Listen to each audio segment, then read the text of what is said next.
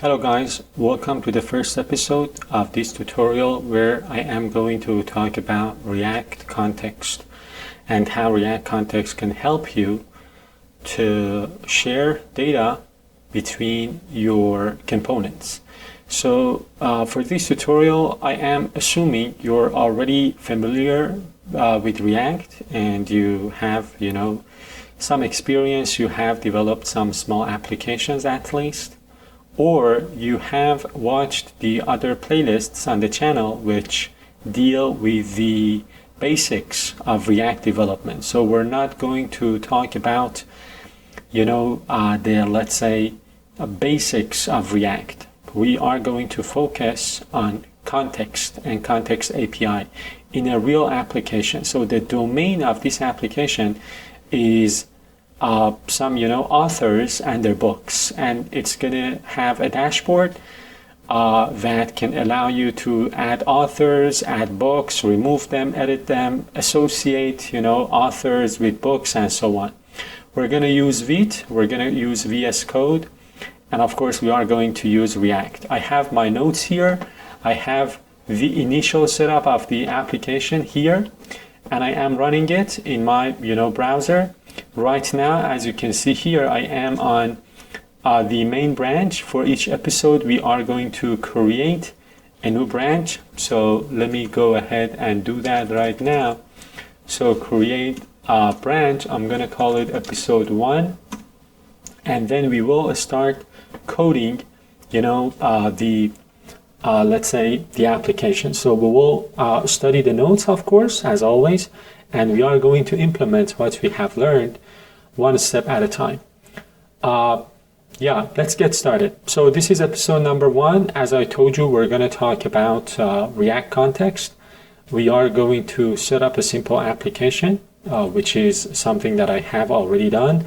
As you can see here, I'm using Vite with React, and I am, installing the different dependencies. And this is the structure, the folder structure that we are going to create. So we will have different components: author list, book list, add author, and we will have a folder called context, and we will create 2 contexts for author context, one author context and 1 book context. Now let's talk a little bit about context. So without context, what we would have to do if we want to pass data between different components, we will have to manage many different layers of components using props, and it will become very unmaintainable and very complicated. But with context, we will be able to share data, like for example authors and books, across our components without using props, right, at every level of your components. So using context, you will be able to share data among your components very easily in a very maintainable and clean way.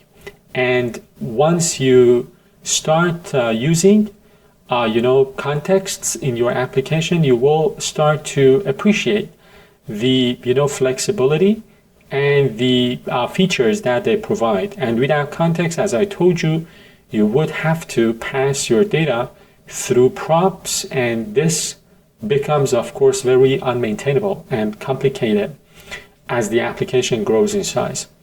Let's talk a little bit about the application. The context of the application is, like a repository or a collection of authors with their books. So we will have a list of authors, we will have a list of books, and books will be linked to authors. So there is like a relationship between authors and books, and we will have the ability to add authors, to delete them, to update them, and the same thing goes for books as well. So the first thing that I want to do is to start writing my main.js code. So if you take a look here, this is my code. I am importing React, I am importing React Native Client, and I am importing the app component. So in main.jsx, as you can see here, I am importing React, I am importing a strict mode, I am importing React root, and I am importing the CSS file as well as the app component. I am going to remove this and I am going to write the code for the main.jsx.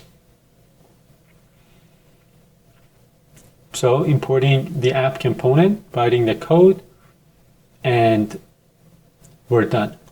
So React strict mode, and let me get rid of this, and then this is what I want to have. So I am going to render my app component inside of this React.strict mode element, and then I am going to create the root, create the root of the application based on the element inside of this index.html file. Now, let's move on and talk about the app.js. This is going to be the first component that we want to develop. So basically, I am going to render a div, right, with a header, and it says components will be added here. So let me go ahead inside of app.jsx. I'm going to remove the code that comes by default, and then I am going to write the app component. So this is the component, authors and books dashboard, and we will start adding components below this h1 tag. And that's it. Let me remove this for now. And this is my component. We will start adding books here. And this is it for the first episode, right? This is it. We are going to start creating the other components as we go through the application, and we will have different components. We will develop the context, and you will see how things get wired up little by little. If you enjoyed watching the first episode, please give it a thumbs up. Stay tuned for the upcoming ones, and I'll see you in episode number 2.